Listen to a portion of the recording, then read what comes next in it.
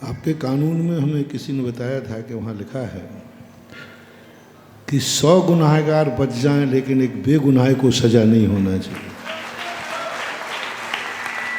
यह जो सूत्र है, ये सूत्र से आपको बहुत बड़ी सुविधा है और आप अपने आप को सेव कर सकते हैं कि 100 गुनाहगार बच जाएं तो बच जाएं लेकिन एक बेगुनाह को सज़ा नहीं होना चाहिए। इसमें कितना बड़ा सिद्धांत छुपा हुआ है कि यदि हम निर्णय नहीं कर पा रहे हैं तो गुनाहगार बचे तो बच जाए लेकिन बेगुनाह को सज़ा नहीं होना चाहिए।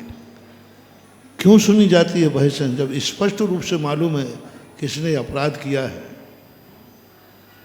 मजिस्ट्रेट भी वहाँ था, कलेक्टर भी वहाँ था, एसपी भी वहाँ था, सबने देखा है कि इसने ये कृत्य किया है, फिर क्यों ना उसको तुरंत पकड़ के सज़ा दी जाए। लेकिन नहीं, कानून कहता है इसकी पेशी दो, इसको सुनने का मौका दो, किया है ये पक्का है। फिर उसके सुनने का मौका क्यों दिया जाता है जब सबने, मजिस्ट्रेट भी वहाँ मौजूद था जब वो हादसा हुआ, हो सकता है ऐसा हादसा, कलेक्टर एसपी सब मौजूद थे, लेकिन फिर भी उसकी पेशी चल रही है। क्यों? क्योंकि कलेक्टर या आप लोगों ने, अधिकृत लोगों ने कृत्य देखा है, वो कृत्य किस कारण से हुआ ये तो नहीं देखा ना। इसी के लिए तो बहस की जाती है कि भाई उसने किया है पक्का है, लेकिन किस अभिप्राय से किया, किसी से दबाव में किया। हो सकता है उसने इसलिए किया हो कि तुम इसको नहीं मारोगे तो मैं तुम्हें मार दूंगा।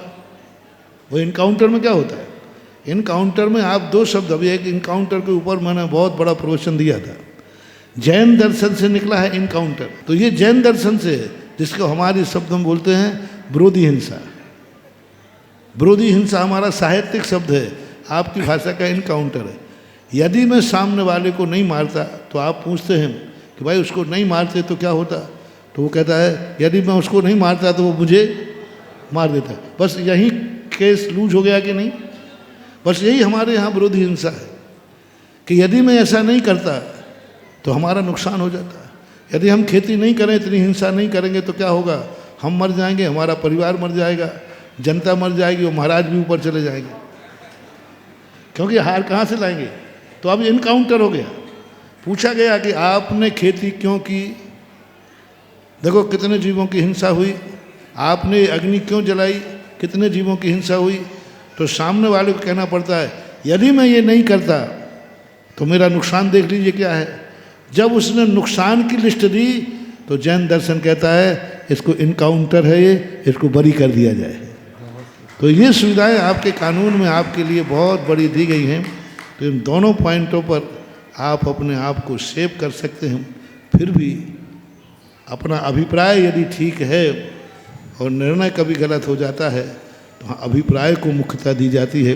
कई बार आप लोगों की भी बहुत सारी मजबूरियां हो जाती हैं, उस समय उस मजबूरी में भी देखा जाएगा इनकाउंटर।